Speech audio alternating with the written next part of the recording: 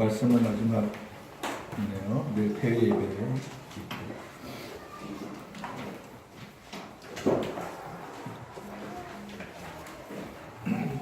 기도에 대해서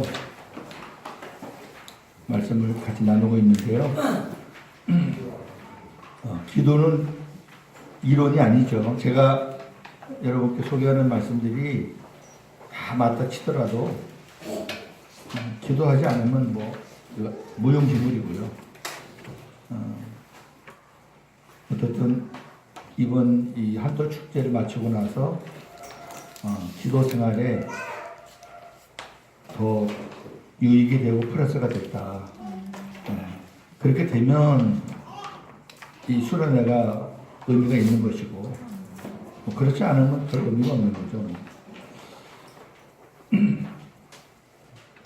시작하기 전에 하나님 말씀 하나 보겠습니다. 마가복음 11장.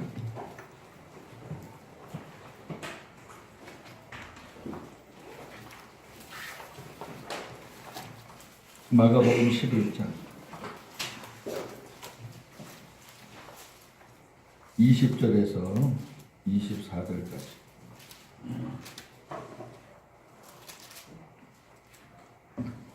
한 절씩 저랑 교독하겠습니다. 그들이 아침에 지나갈 때에 무화과 나무가 뿌리채 마른 것을 보고 베드로가 생각이 나서 여쭈어대 라피에 오셔서 무화과 나무가 말랐나이다. 예수께서 그들에게 대답하여 이르시되 하나님을 믿으라. 내가 진실로 너에게 이르노니 누구든지 산더러 들려 바다에 그 말하는 것이 이루어질 줄 믿고 마음에 의심하지 아니하면 그대로 되리라. 24절. 그러므로 내가 너에게 말하노니 무엇이든지 기도하고 구하는 것은 받은 줄 믿으라. 그러면 너에게 이대로 되리라. 아멘. 세원에게 기도를 말씀을 하는 거죠. 무화과 나무가 말랐어요. 그 앞부분에 보면은 예수님이 무화과 나무를 저주했어요. 말랐어요. 근데 제자가 베드로가 보고 예수님 무화과 나무가 말랐어요 그랬어요. 그랬더니 예수님의 대답은 뜻밖의 하나님을 믿으라 이거예요. 조금 안 맞죠? 질문과 대답이. 아니 무화과 나무가 말랐다는데 뭐 하나님을 믿으라. 그러시면서 하시는 말씀이 누구든지 우리도 포함되는 거예요. 누구든지 이 산을 들어서 바다에 던져지라고 하면 그 말하는 것이 이루어질 줄 믿고 마음에 의심하지 않으면 그대로 된다. 네.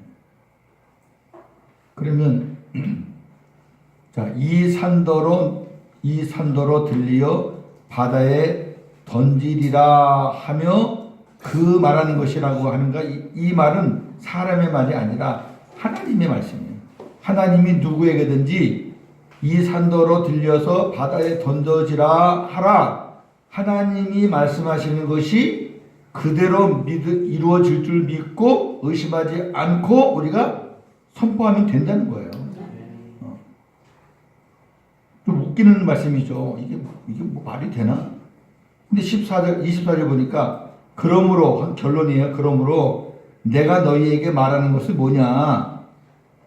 무엇이든지 기도하고 구하는 거예요. 기도하고 구하는 거. 이거 강조를 제가 여러 번 했던 기억이 나는데 기도하고는 하나님께 묻는 거예요. 하나님 어떻게 할까요? 그럼 주님이 말씀을 주셔요. 내가 어떻게 구할 것을 가르쳐 주세요. 그러면 주님이 가르쳐 주신 것 가지고 구해요. 이 구하는 것은 내 마음대로 구하는 게 아니라 기도해서 받은 것을 구하는 거예요. 그거는 하나님이 말씀을 하셨기 때문에 반드시 이루어지니까 주님이 말씀하신 것은 받은 줄로 믿고 구하는 거예요. 그러면은 너희에게 그대로 되리라. 왜? 그분은 여호와니까. 이게 세언약의 기도거든요.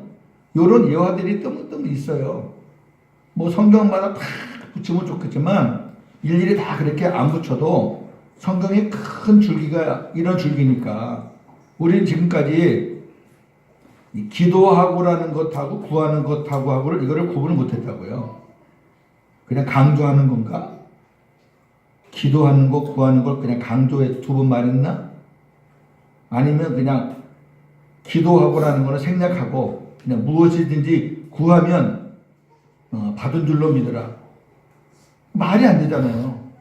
어떻게 무엇이든지 구하면 받은 줄로 믿어요? 뭐 아무거나 막 구해도 받은 줄로 믿어요? 그거 아니잖아요. 그러니까 예수님이 하시는 말씀이 하나님을 믿으라는 거예요. 왜 그러냐면은 너희가 기도할 때, 너희가 무엇을 물을 때 너희에게 말씀해 주시는 분이 하나님이라는 거예요.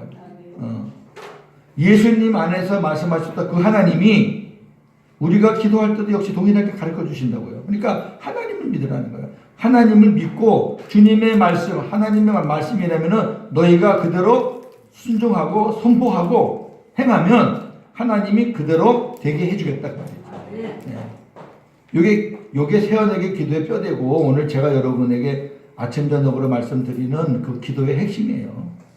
지금까지 우리가 내 마음대로 하나님과 관계없이 기도했던 거를 이제 하나님께서 원하시는 기도로 바꾸자는 거예요. 바꾸자는 거. 그래서 이제 이런 이론들이 필요한 건데 쭉 또 말씀을 듣고 마지막 결론에 가서 좀 정리를 해보겠습니다. 출애굽기 30장 34, 38 아침에 읽었던 본문인데 다시 한번 읽겠습니다. 시작. 여호와께서 모세에게 이르시되 너는 소와 나무와 하나님과 자연의 양분을 가져다가 양분을 위하여 각기가 한 양으로 그것으로 장을 만들되 양만은 못대로 만들고 그것에 소금을 쳐서 성기를 하고 그 양만을 그렇게 지어 내가 너와 만날 때마다 장지 앞에 이 양만을 내가 너를 위하여 만든 양으로 한 것이니 너희를 위하여 이룬 방법대로 만들지 말라. 냄새가 나고 녹는 만드는 백성 중에서 아멘. 오늘 십자가 사랑 기도회가 있습니다. 이 모든 말씀의 가르침은 우리가 하나님과의 만남에서 이 가르침이 하나님과의 만남에 큰 힘이 되고 바탕이 되고 그렇잖아요. 그래서 이 기도에 관한 말씀을 우리가 듣고 기도의 필요성과 기도의 당위성 또 기도를 해야 되겠다는 그런 사무와 그런 것을 묶어서 오늘 십자가 사랑 기도회를 하면은 아마 예년보다 훨씬 더 큰 은혜가 있을 줄로 압니다. 여러분 예년에는 오자마자 그냥 십자가 사랑 기도를 하니까 마음이 열리기 전에 하니까 그래도 은혜가 컸는데 금년에는 아마 은혜가 훨씬 더 클 줄로 믿습니다. 자, 향을 만드는 법 이어서 봅니다. 아침에 소합향과 나감향을 봤어요.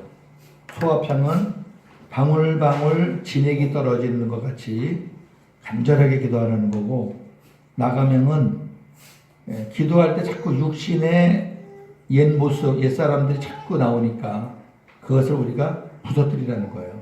단단한 것을 부순다는 의미예요. 그러니까 우리 기도할 때 자꾸 세상 육신적인 것이 막 나오잖아요. 육신적인 것이 막 기도가 나오고 어떤 하나님의 뜻을 구하기보다는 자꾸 세상적인 걸로 구하게 되고 욕심대로. 그러니까 그런 것들을 많이 부서뜨리는 훈련. 그게 이제 나가명의 기도라면 풍자양은 이렇습니다. 풍자양의 기도는 인간의 악한 속성을 해독하는 기도, 마귀의 괴계를 물리치는 기도입니다. 이 풍자향은 헬베나라는 시부리 말인데 미나리가의 회향풀에서 추출된 고무수지로 세 가지 향 중에서 가장 고약하고 짙은 냄새가 나는 그런 향입니다. 그러니까 아주 그냥 풍자향은 아주 고약한 냄새가 난다. 그럼 고무 타는 냄새 이런 거 있잖아요. 아주 고약한 냄새. 그런 냄새가 나요. 그래서 풍자향은 그 향기가 매우 강하여서 풍자향만을 태우게 되면 너무 고약한 냄새가 나서 그 근처 사람이 갈 수가 없대요.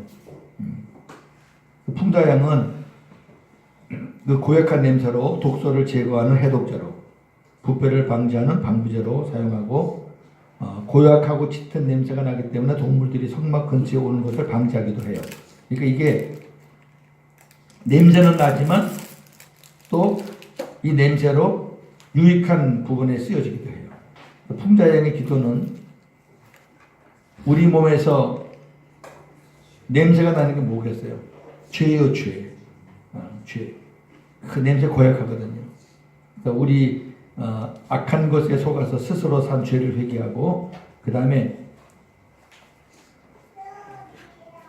우리를 정죄하려고 오는 우두처럼 우는 사자처럼 역사하는 그 마귀의 그 송사를 주님의 이름으로 물리치는 거예요. 그러니까 이 죄라는 것이 냄새가 지독한데 이 죄라는 것을 준 놈이 그 놈이거든. 이 죄라는 것을 자꾸 키워주고 그 죄를 자꾸 끊지 못하게 하는 놈이 그 놈이란 말이에요.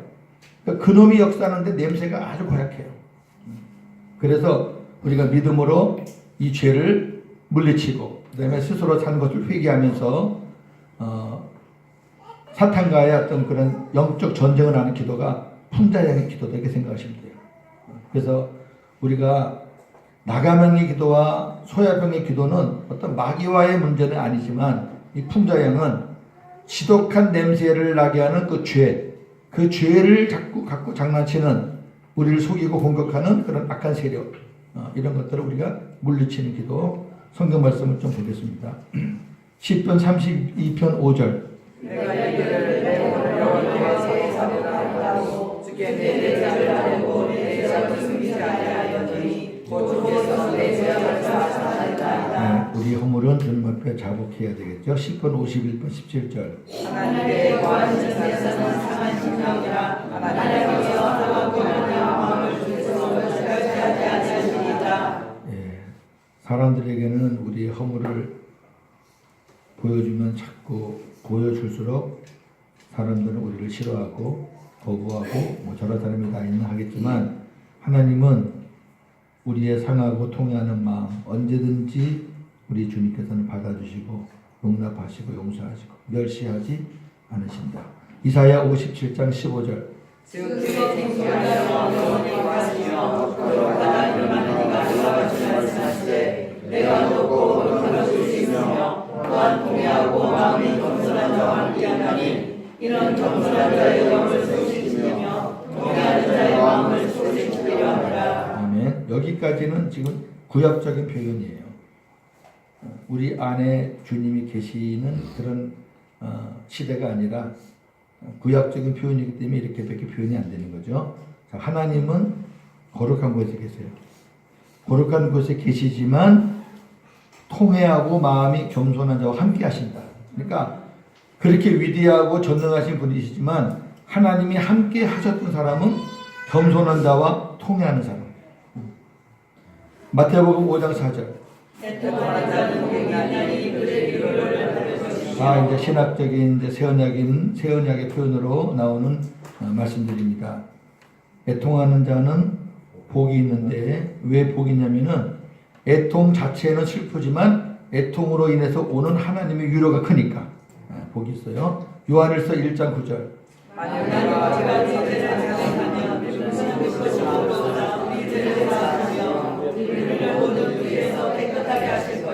아멘. 그러니까 이제 우리가 새 언약에서 죄는 옛날같이 율법적으로 뭐가 부족해서 뭐 이런 것들을 낱낱이 고백하는 나열하는 그런 고백이 아니라 이제 우리 새 언약에서 죄는 우리 주님께 묻지 않고 우리 주님의 지도를 받지 않고 주님의 가르침 받지 않고 주님께 공급받지 않고 자꾸 옛날 모습 그대로 내 스스로 살려고 했던 거, 내 자유로 하려고 했던 거 그런 것들을 자백해야 돼요. 그런 것들 많아요. 기도할 때마다 생각이 나잖아요. 아유 하나님 오늘도 제가 주님께 묻지 않고 내 마음대로 했네요. 그런 것들. 옛날에는 주님이 내 마음 안에 계시다는 것을 확신이 안 섰지만 그래서 내 마음대로 살았지만 지금은 주님이 내 안에서 왕으로 선지자로 왕으로 주인으로 머리로 내 안에 계시니까 그 주님을 우리가 왕따시키지 않고 그 주님의 인도를 받고 말씀을 듣고 살아야 되는데 그렇게 살지 못하는 게 죄란 말이에요.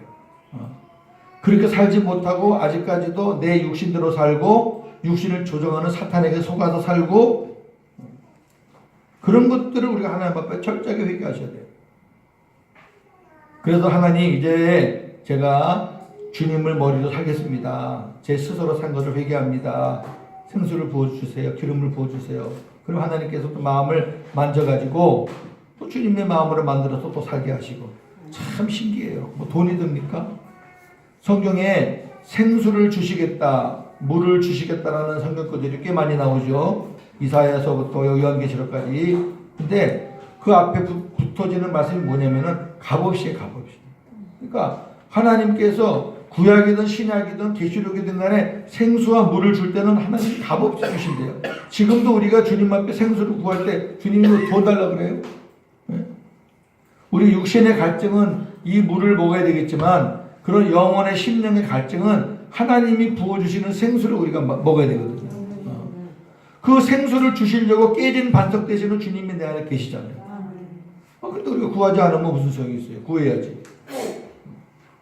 구해야 돼요. 모세가 두 번째 바위 앞에 갔을 때 구했어야 되는데 구하지 않고 몽둥이로 두 번 치는 바람에 하나님 앞에 책망받은 거잖아요. 구해야죠. 십자가 지시고 부활하신 주님이 내 안에 계시니까 깨진 반석 되시는 주님이 내 안에 깨진 반석이라고 십자가에서 죽으셨다는 얘기잖아요.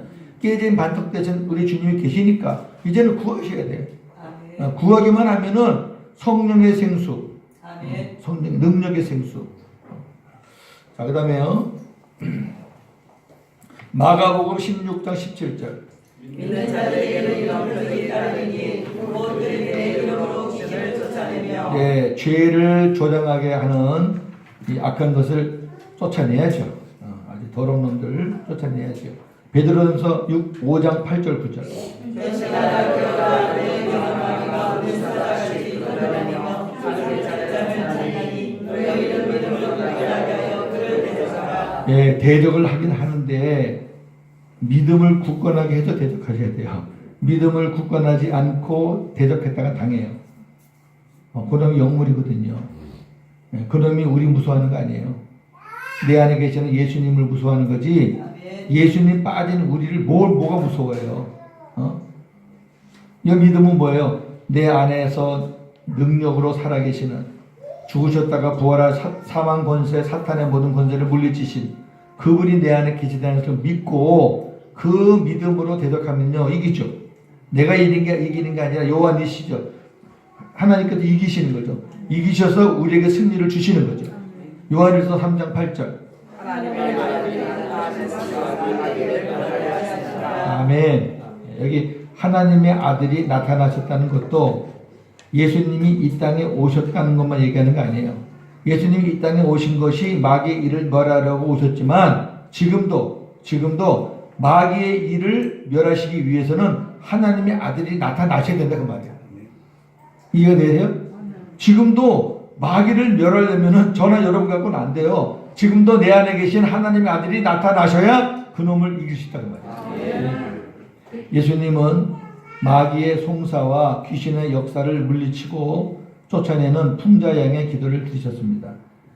예수님은 죄가 없으시기 때문에 죄를 회개하는 기도는 예수님은 없어요. 우리는 있지만 그래서 예수님은 그 대신 마귀와 귀신의 괴기를 물리치는 기도를 하셨죠.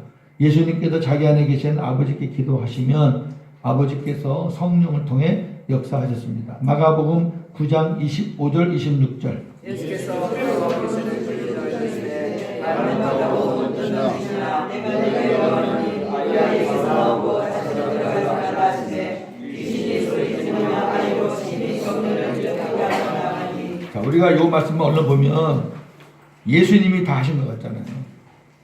아버지도 관계없고 성령도 관계없고 예수님이 귀신을 꾸짖고 예수님이 쫓아내고 이렇게 하신 것 같잖아요. 그런데 마태복음 12장 28절. 내가 하나님의 성령을 힘입어 귀신을 쫓아낼 것이며 하나님의 나라가 힘이 너희에게 임하였느니라. 네, 예수님 직접 말씀하셨는데 내가 쫓아낸 게 아니라 누구를 힘입어?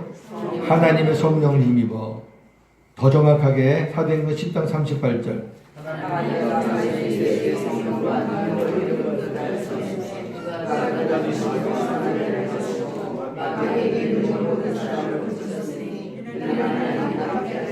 아멘. 여기 삼일체만 다 나옵니다. 예수, 성령, 하나님이 나와요. 근데 왜 나사렛 예수라고 나왔죠? 나사렛 예수라고 나온 거는 예수님의 순수한 인성을 표현하는 거예요. 나사렛이라는 동네에, 역사적인 동네에 예수님이 사셨고 거기서 자라셨고 이런 것들을 다 함축하는 거잖아요. 그러니까 강한 예수를 표현할 때 쓰는 게 아니에요. 연약한 예수를 표현할 때 써요. 나사렛 예수는 인성을 가진 예수님. 그러나 성령의 능력을 하나님께서 기름 부어 부으셨어요.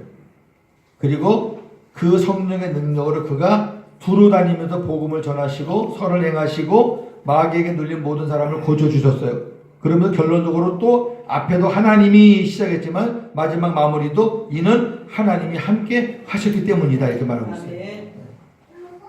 여러분들이 이제 생각하세요. 6번 유향의 기도는 유향에 나와요. 소합향의 기도와 나감향의 기도와 풍자향의 기도를 온전하게 하는 기도입니다. 이 유향의 그 성격, 성경에서 말하는 그 유향의 위치를 우리가 좀 확인해야 될 것 같아요. 유향은 레보나 아라비아 사막에서 많이 자라는 유향나무에서 채취한 향기로운 송진으로 만든 것으로서 소재물과 치료제, 소독제, 악취를 제거하는 용도로 사용된다. 그러니까 쉽게 말해서 유향은요 아주 향기로워요. 그러니까 풍자향과 완전히 반대예요. 그래서 유향이 들어가면은 풍자향의 향기를 다 덮어버려요. 악취를 제거해요. 그리고 아주 유익해서 치료제로 쓰고 소독제로도 쓰고 그 다음에 하나님 앞에 제사 드릴 때 꼭 유향이 들어갑니다. 소제물 안에 소제는 피가 없는 제사죠. 번제, 화목제, 속제제, 속건제는 피가 있지만 소제는 피가 없는데 그 피 없는 제사에 꼭 들어가는 게 유향입니다. 그거 좀 몇 군데 보겠습니다. 레위기 2장 1절. 누구든지 소재의 예물을 여호와께 드리려거든 그 예물은 다 그의 예물을 보고 또 그의 유향을 보아. 네, 유향을 놓으라 그랬어요. 소제의 예물입니다. 레위기 2장 14절 15절.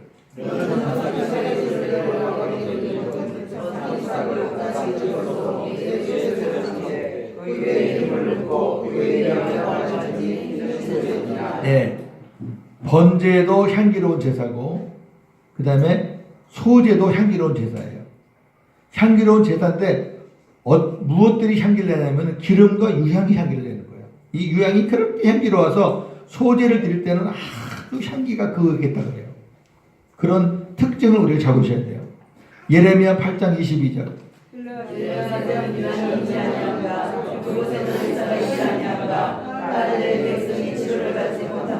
여기 보니까 유향은 지금 치료제로도 쓰는 거예요. 길르앗에 유향이 있는데 그곳에는 의사가 있는데 아니 왜 내 백성이 치료를 못 받아? 이 얘기는 약제와 의사가 있는데 왜 못 받냐 그 말이에요. 예레미야 51장 8절.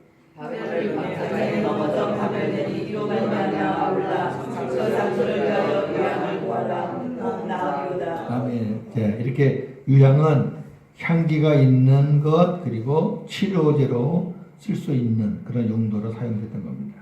또한 유향은 동방 박사들이 아기 예수께 드린 예물입니다. 마태복음 2장 10절 11절.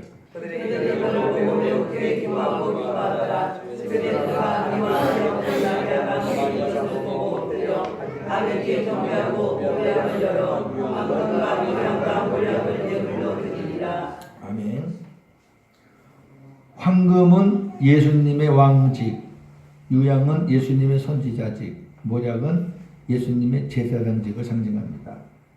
이거는 옛날부터 우리가 알고 있었던 내용이고 혹자는 뭐 이 본문을 또 다르게도 적용하겠지만 이렇게 우리가 아는데 이렇게 우리가 이해하는 데는 전혀 무리가 없습니다.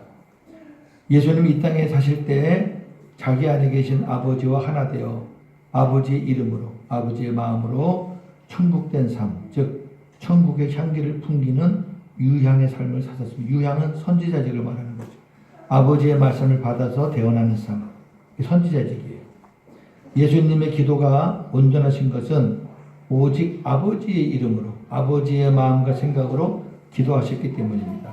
향을 만들 때 소합향과 나감향과 풍자향에 유향이 들어가지 않으면 온전한 향이 될 수 없고, 유향이 들어가야 악한 냄새가 제거되면서 하나님이 받으시는 온전한 향이 됩니다.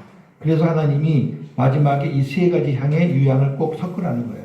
즉 우리가 소합향의 기도, 나감향의 기도, 풍자향의 기도를 드릴 때 그 어떤 기도라도 주님과 하나 되어 주님의 이름으로, 주님의 마음으로 기도해야 향기로운 기도가 된다. 그 말이에요. 제 말을 들어보세요. 무슨 말이냐면, 자, 풍자향의 기도를 드린다는 것은, 소합향의 기도를 드린다는 것은 간절하게. 그 다음에 나감향의 기도를 드린다는 것은 나의 육신의 것을 깨부수면서. 그 다음에 풍자향의 기도를 드릴 때는 죄를 자백하면서 예수님의 이름으로 악한 것을 쫓아내요.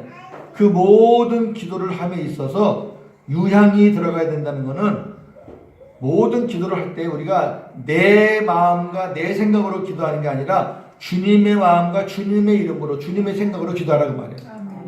유향이 예수님의 삶을 보여주는 거고, 소재는 뭐 시간이 없어서 제가 지나갔지만 5대 제사 중에서 4가지 제사는 예수님의 그 십자가에서의 구속 사역을 보여준다면은, 소재는 예수님의 삶을 보여주는 거잖아요. 고운 가루, 기름, 유향은 예수님의 향기로운 삶, 예수님의 순종하는 삶, 이런 걸 보여주는 거란 말이에요. 소재가 그래요. 그러니까 5대 제사가 예수님의 삶과 예수님의 십자가의 구속 사역을 보여주는 게 5대 제사인데, 그 중에 피 없는 제사가 소재물이잖아요. 그러니까 소재를 공부할 때는 예수님의 삶을 공부할 수밖에 없어요.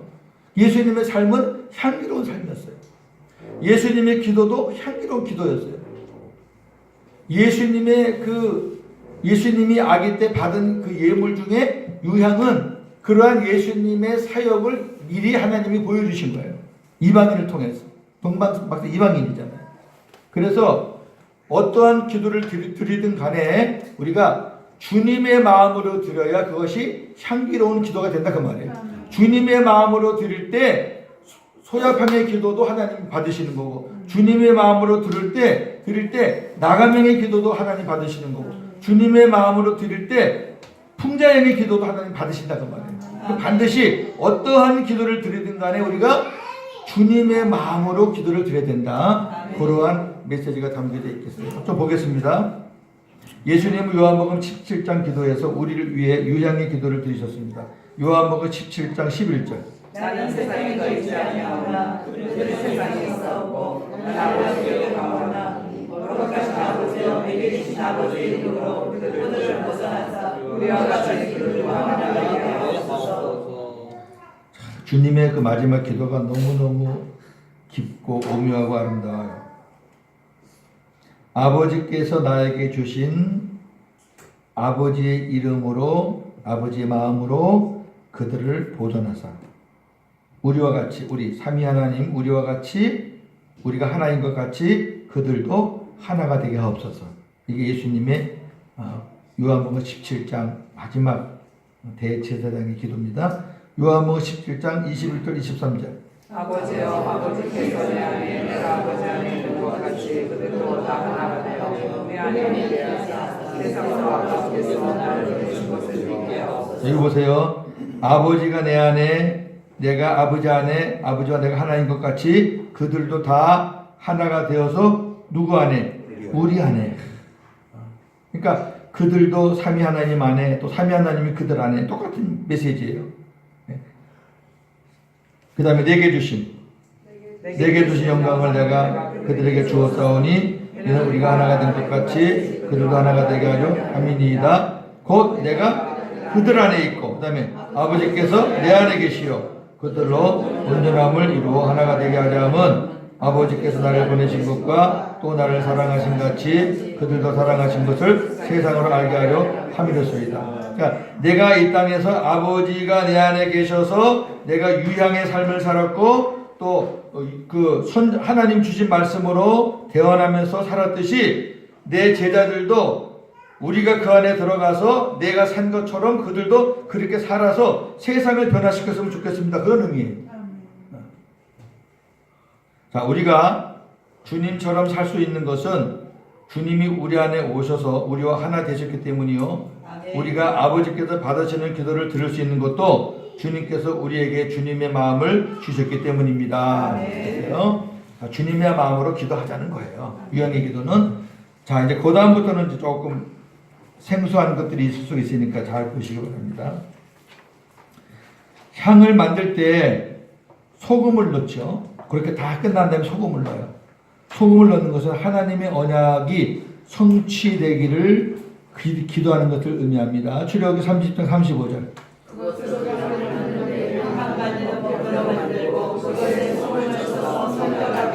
예, 소금은 변치 않는 하나님의 언약을 의미해요. 그냥 뭐 상하지 말라고 어떤 물질적으로 상하지 말라고 그렇게 치는 것도 있겠지만 영적인 의미가 있어요. 레위기 2장 13절. 내 모든 수제물에 소금을 치라. 내 하나님의 언약의 소금을 내